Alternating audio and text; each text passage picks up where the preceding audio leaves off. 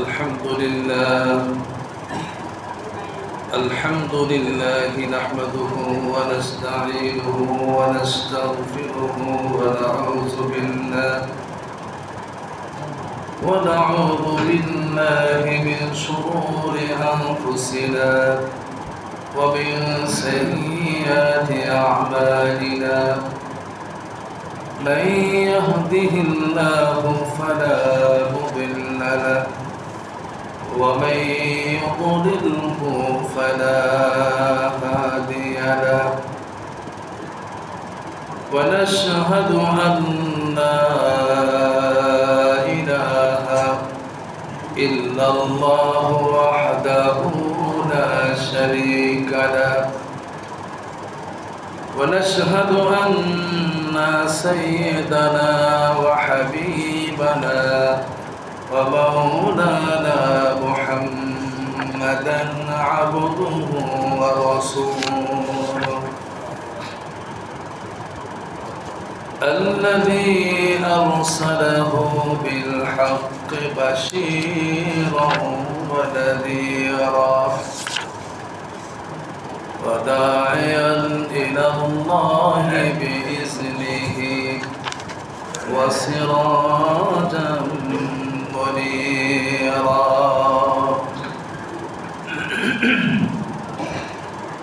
فقد قال الله تعالى في كلامه المجيد والفرقان الحميد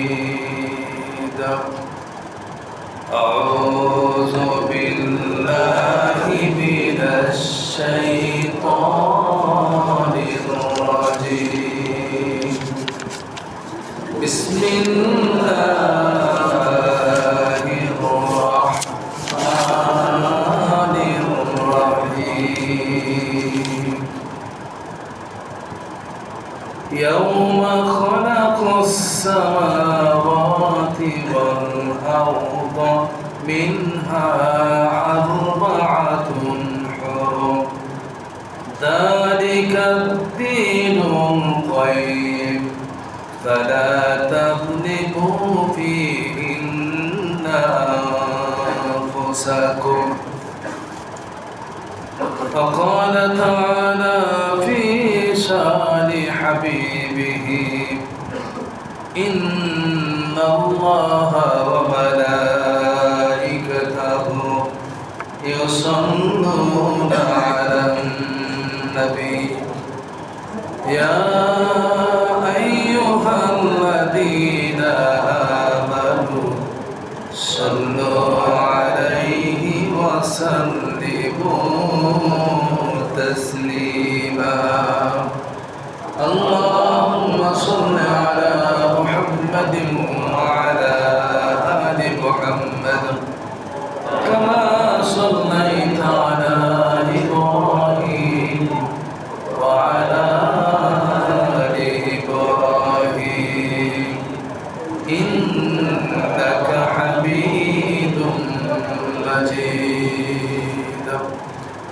اللهم بارك على محمد وعلى آل محمد كما باركت على إبراهيم وعلى آل إبراهيم إنك حميد مجيد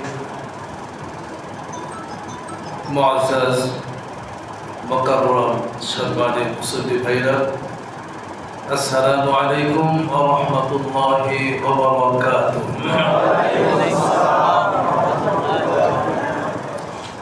আমরা শুরুতেই মনিবের শুকর আদায় করছি যিনি আমাদেরকে আজকে এই জুমা শাওয়াল মাসের পরবর্তী মাস যুলকদ মাসের প্রথম জুমায় জুমার নামাজ আদায়ের লক্ষ্যে আল্লাহ পাক আমাদেরকে কবুল করেছেন। আমরা বিভিন্ন এলাকা থেকে যথাসময়ে আগে মসজিদে এসে উপস্থিত হতে পেরেছি, এজন্য শুকর আদায় করছি আলহামদুলিল্লাহ। শুকর আদায় করছি আল্লাহ সুবহানাহু ওয়া তাআলার শাহী দরবারে, যিনি আমাদেরকে আজকের এই দিন এই সময় পর্যন্ত হায়াত দান করেছেন। বলছি আলহামদুলিল্লাহ। আল্লাহ পাক চাইলে গতকালকেও আমাদেরকে নিয়ে যেতে পারতেন, আজকের এই জুমার আগেও আল্লাহ পাক আমাদেরকে নিয়ে যেতে পারতেন। কি বলেন, ঠিক কিনা? যেমনটি আমরা দেখি অসংখ্য মানুষ কেউ না কেউ আমাদের মাঝ থেকে চলে যাচ্ছেন। দিনটা একদিন আমারও আসবে, আপনারও আসবে কিনা সন্দেহ আছে? এজন্য আল্লাহ পাক যে আজকের এই মুহূর্ত পর্যন্ত আমাদেরকে বাঁচিয়ে রেখেছেন, হায়াত দিয়েছেন, এজন্য হৃদয়ের সবটুকুন ভালোবাসা উজাড় করে সে আল্লাহকে জানাই অসংখ্য শুকর। জোরে সরে বলি আলহামদুলিল্লাহ। দরুদ ও সালাম প্রেরণ করছি বিশ্বনবী, সর্বকালের সর্বশ্রেষ্ঠ মহামানব, আখিরে জামানার পয়গম্বর নবী মুহাম্মদুর রাসূলুল্লাহ সাল্লাল্লাহু আলাইহি সাল্লামের প্রতি যে নবীর উম্মত আল্লাহ পাক আমাদেরকে করেছেন, আমরা বলছি আলহামদুলিল্লাহ।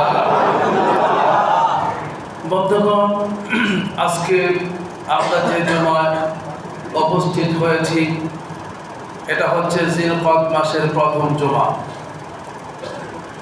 আর জিলকদ শব্দের অর্থ হচ্ছে স্থির হওয়া, থেমে যাওয়া, বিশ্রাম করা। এ জাতীয় অর্থগুলি জিলকদ শব্দের অর্থে ব্যবহৃত হয়। তো আমরা জানি আমাদের ইতিপূর্বে মাহে রমজান আমাদের মাস থেকে বিদায় নিয়েছেন, আমরা অনেক ব্যস্ত ছিলাম। কি বলেন, ঠিক কিনা? তারপরে শাওয়াল মাস এসেছে, তাও আমরা অনেকটা ব্যস্ত ছিলাম। শাওয়াল মাসের 6টি রোজা আমাদেরকে রাখতে হয়েছে। কি বলেন, ঠিক কিনা? এরপরে আবার জিলকদ মাসের পরের মাস হচ্ছে জিলহজ মাস। এটা মহা ব্যস্ততা।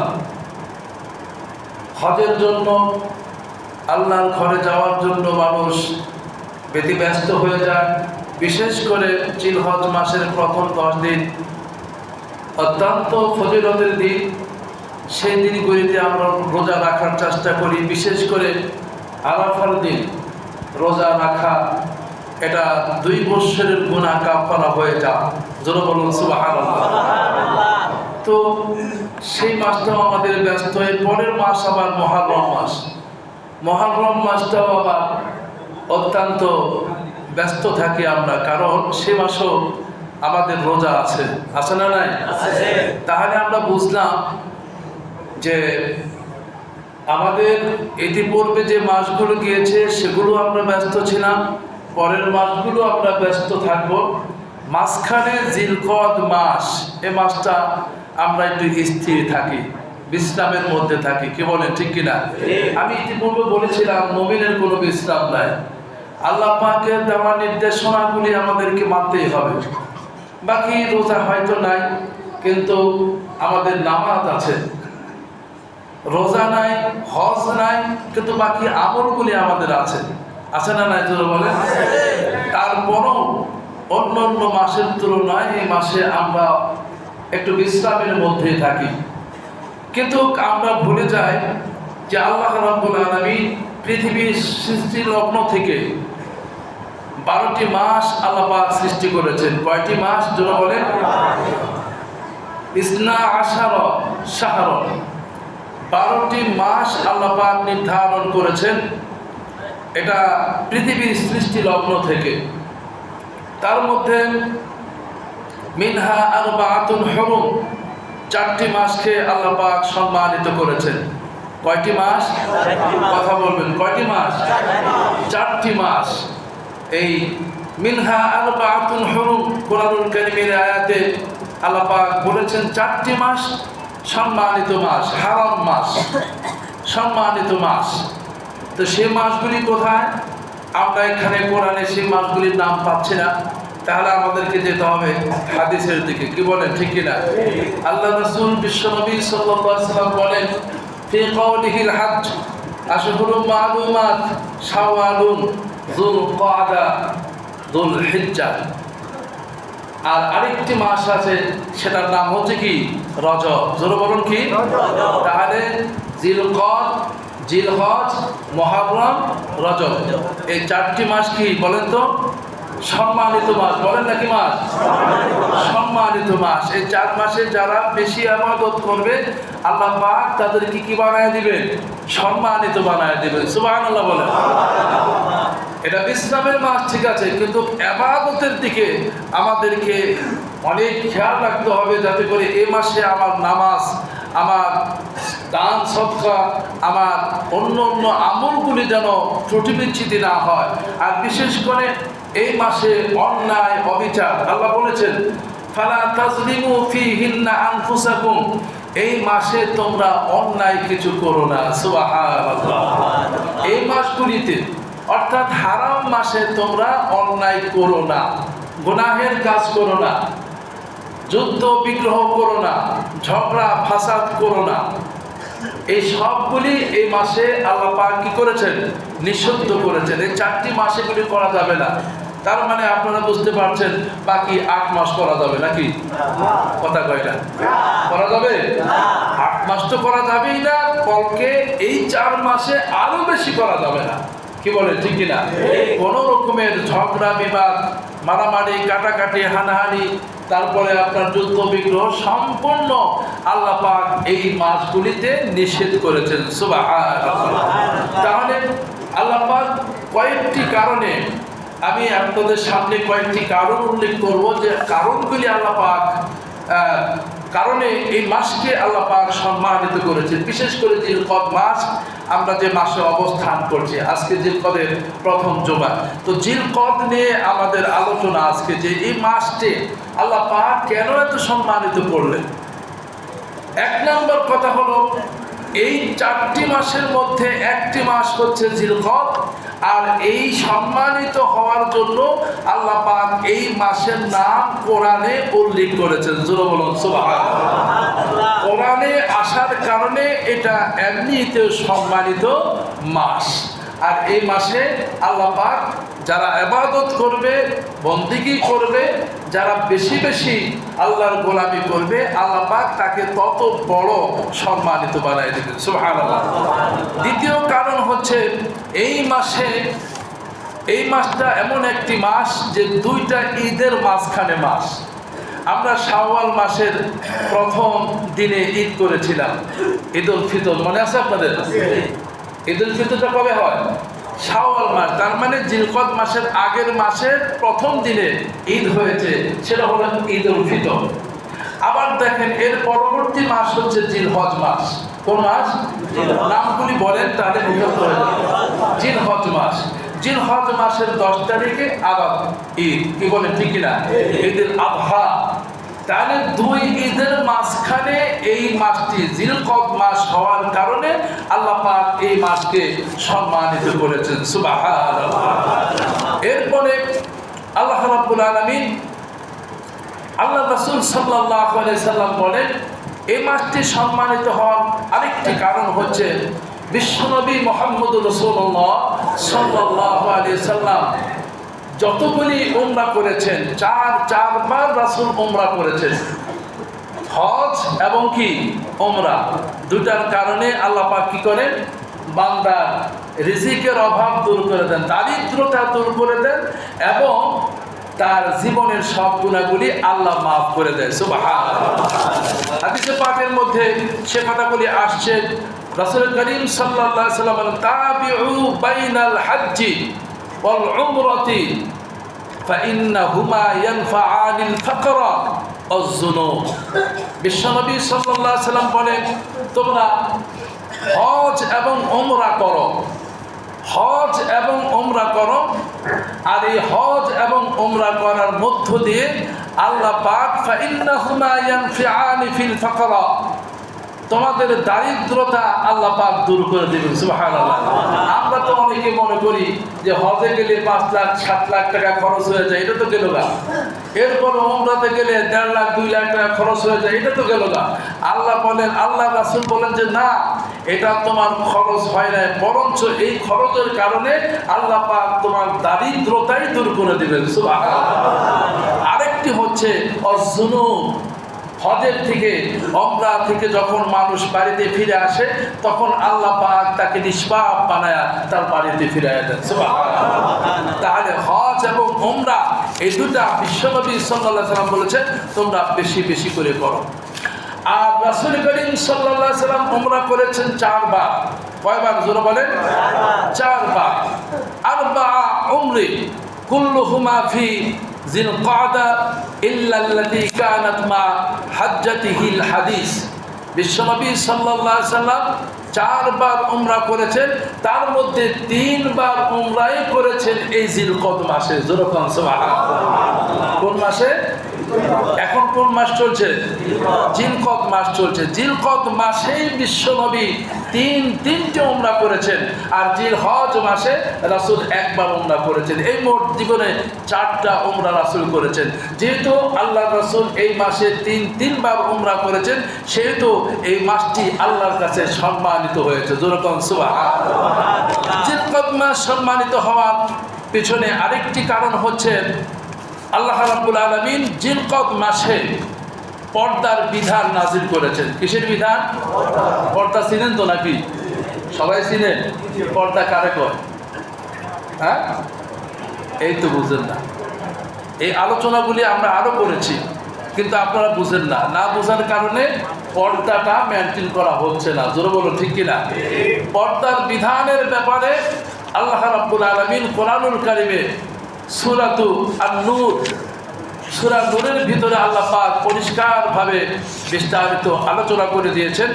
আল্লাহ রাব্বুল আলামিন এই পর্দার বিধানটা নাজিল করেছেন এই জিলকদ মাসের ভিতরে, যার কারণে আল্লাহ রাব্বুল আলামিন জিলকদ মাসকে সম্মানিত মাস করেছেন। জোরে বলুন সুবহানাল্লাহ। আল্লাহ রাব্বুল আলামিন বলেন, قل للمؤمنين يغضوا من أبصارهم ويحفظوا فروجهم ذلك أزكى لهم إن الله خبير بما يصنعون। الله أكبر। الله رب العالمين বলেন, কুল্লিল মুমিনিনা, হে মুমিনগণ। আল্লাহ রাসূলকে আল্লাহ পাক বলেন, হে নবী আপনি মুমিন পুরুষদেরকে আপনি বলে দেন তারা যেন ইয়াকুদ্দুনা বিন আবসারিহিম, তাদের দৃষ্টিকে অবনত করে। পুরুষদের পর্দা হচ্ছে কি? তারা দৃষ্টিকে, তাদের চক্ষুকে, তাদের দৃষ্টি শক্তিকে অবনত করবে, নিচের দিকে করবে, উপরের দিকে না। কোন দিকে না? উপরের দিকে না। পুরুষের পর্দা হচ্ছে নিচের দিকে, দৃষ্টিকে তারা নিচের দিকে করবে। আর 2 নম্বর তাদের কাজ হচ্ছে ওয়াহফাজু ফুরুজাহুম, তাদের লজ্জাস্থানের হেফাজত করবে। আল্লাহ রাসূল তো বলেছেন যারা তার 2 রানের মাঝখানের অংশের হেফাজত করতে পারবে, কিয়ামতের ময়দানে তাদের জন্য সুপারিশ করা আমি নবীর জন্য ওয়াজিব হয়ে যায়। সুবহানাল্লাহ। তার মানে জেনা, ব্যভিচার এগুলো থেকে যারা নিজেকে হেফাজত করতে পারবে, আল্লাহ রাসূল বলেন আমি তার জন্য সুপারিশ করা আমি নবীর জন্য ওয়াজিব হয়ে যায়। সুবহানাল্লাহ। তাহলে বোঝা গেল পুরুষদের পর্দার ব্যাপারে আল্লাহ বলেন للمؤمنين يغضوا من أبصارهم ويحفظوا فروجهم। হে মুমিনগণ, তোমরা তোমাদের দৃষ্টিকে অবনত করো, নিচের দিকে করো। তার মানে হলো পর মহিলার দিকে তাকানো যাবে না, বেগানা মহিলার দিকে তাকানো যাবে না। তাদের দিকে এভাবে তাকালে পরে তুমি যদি তাদের দিকে তাকাও, তোমার মধ্যে যদি কাম ভাবে উত্তেজনা সৃষ্টি হয়, তাহলে শুধু কাম ভাব নয়, এটা জিনার গুনাহ তোমার হয়ে যায়। নাউজুবিল্লাহ। কোন পর মহিলার দিকে, বেগানা নারীর দিকে, এখন তো রাস্তাঘাটে মহিলারা পর্দা না করার কারণে অসংখ্য পুরুষ জাহান্নামী হচ্ছে। জোরে বলুন ঠিক কিনা? কারণ তারা পর্দা করে না, আর পুরুষও পর্দা করে না। পুরুষের পর্দা ছিল তার দৃষ্টিকে অবনত করা, সে অবনত করছে না, কারণ সে জানেই না অবনত করতে হবে, এটা তার পর্দা। 2 নম্বর কথা হলো ওয়াহফাযু ফুরুজাহুম, তারা যদি তাদের লজ্জাস্থানের হেফাজত করতে পারে, আল্লাহ রাব্বুল আলামিন বলেন মুহূর্তের ভিতরে আমি আল্লাহ তাদেরকে মুত্তাকি বানায় দিব। আর জোরে বলুন সুবহানাল্লাহ।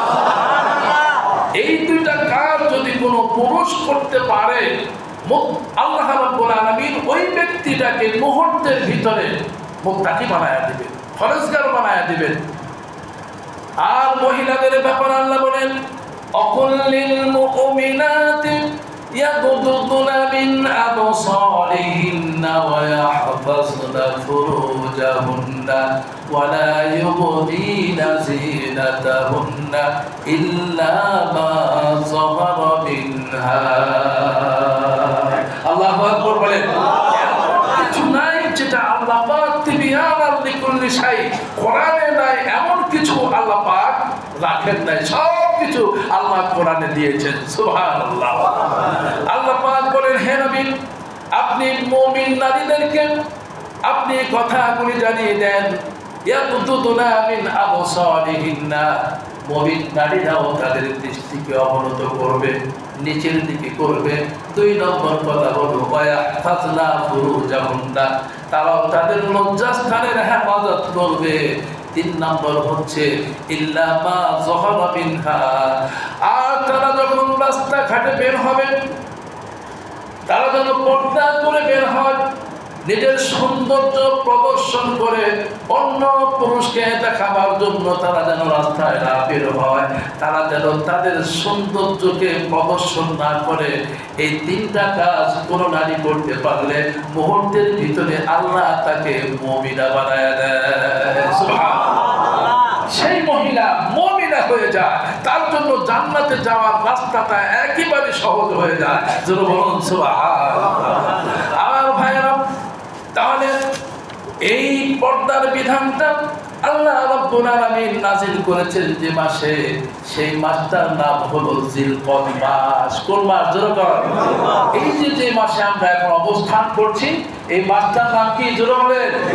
জিলকদ মাস। এই জিলকদ মাসে আল্লাহ রাব্বুল আলামিন সর্বপ্রথম পর্দার বিধান নাযিল করেছেন। জোরে বলুন সুবহানাল্লাহ।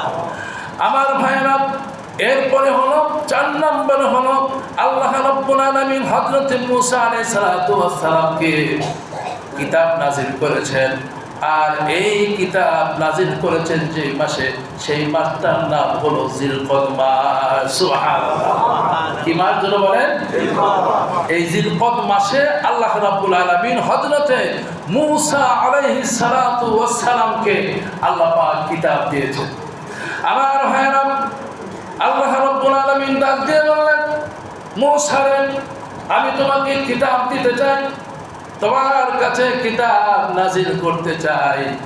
মুসা আলাইহিস সালাম খুশি হয়ে গেলেন, আল্লাহ আমি তো সেটাই চাই, তুমি আমাকে কিতাব দাও, আর কিতাব দেখে দেখে আমার উম্মতকে আমি হেদায়েত করব, আমি তোমার কাছে কিতাব চাই। আল্লাহ রাব্বুল আলামিন বললেন মুসা রে, এমনি তো কিতাব দেওয়া হবে না, আমি আল্লাহ নির্ধারণ করেছি 40টি রাত তোমাকে আমার কাছে কাটাতে হবে। সুবহানাল্লাহ।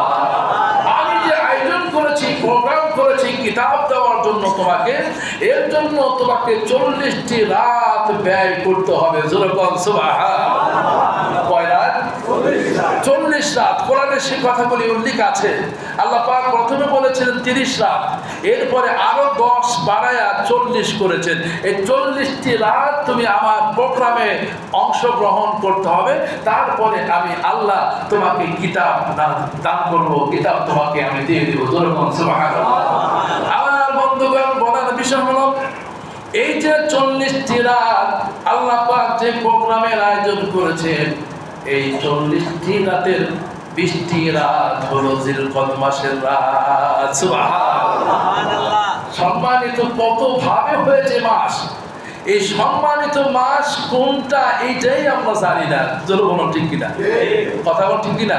এই যে জিলকদ মাসের এত ফজিলত, এই জিলকদ মাসে এত কিছু হয়ে গেল, অথচ আমি আপনি জানি না যে জিলকদ মাসটা যে সম্মানিত মাস, মিনহা আরবাতুল হুরুমের একটি মাস, এটা আমরা অনেকে জানি না। আরে ভাই, আপনি না জানলে সম্মান করবেন কিভাবে? এলাকার মধ্যে এমপি সাহেব এসেছে, আপনি এমপি সাহেব জীবনে দেখেন নাই, এমপি সাহেবকে জীবনে দেখেনও নাই, তার সাথে পরিচয় নাই, উনি এমপিতে এলাকায় এসেছে। আপনি যদি পূর্বে থেকে এমপি সাহেবকে না চিনেন, তাহলে আপনি কি তাকে সম্মান করতে পারবেন? কথা সম্মান করতে পারবেন? করতে পারবেন না। যদি আপনার আগে থেকে জানা থাকতো যে উনি হচ্ছেন আমাদের এই এলাকার এমপি সাহেব, তাহলে আপনি তাকে সম্মান করা সহজ হয়ে যেত। জোরে বলুন ঠিক কিনা? এজন্য আমার ভাইরা, জিলকদ মাসের কত আল্লাহ পাক সম্মানিত করেছেন কত ভাবে। হযরত মুসা আলাইহিস সালাতু ওয়াস সালামের এই 40টি রাতের মধ্যে 20টি রাত ছিল জিলকদ মাসের রাত। সুবহানাল্লাহ। আমার ভাইরা, এরপরে 5 নম্বরে হলেন বিশ্ব নবী মুহাম্মদুর রাসূলুল্লাহ সাল্লাল্লাহু আলাইহি সাল্লাম জিলকদ মাসে আমাদের মা উম্মাহাতুল মুমিনিন হযরতে জয়নাব বিনতে জাহাশ, জয়নাব বিনতে বলেন না, বলেন বলেন, নামটা মুখে আনেন না, বলতে তো পারছেন না। জয়নাব বিনতে জাহাশ আমাদের মা উম্মাহাতুল মুমিনিনের একজন তিনি ছিলেন, জয়নাব বিনতে জাহাশ। এই জয়নাব বিনতে জাহাশ আমাদের মার সাথে বিশ্বনবী মুহাম্মদুর রাসূলুল্লাহ সাল্লাল্লাহু আলাইহি ওয়াসাল্লামের বিবাহ বন্ধনে আবদ্ধ হয়। সেই মাসটা ছিল জিলকদ মাস। জোরে বলুন সুবহানাল্লাহ। আমার ভাইরা, এরপরে আরেকটি ঘটনা এই মাসে সংঘটিত হয়েছিল, ঐতিহাসিক ঘটনা, সেটা হলো খন্দকের যুদ্ধ। খন্দকের যুদ্ধের কথা আপনারা শুনেছেন। ইসলামের প্রথম যুদ্ধের নাম কি ছিল বলেন? অবস্থা, আমরা মুসলমান, ইসলামের প্রথম যুদ্ধের নাম কি? একটু চিল্লায় বলেন না, কি নাম? বদর।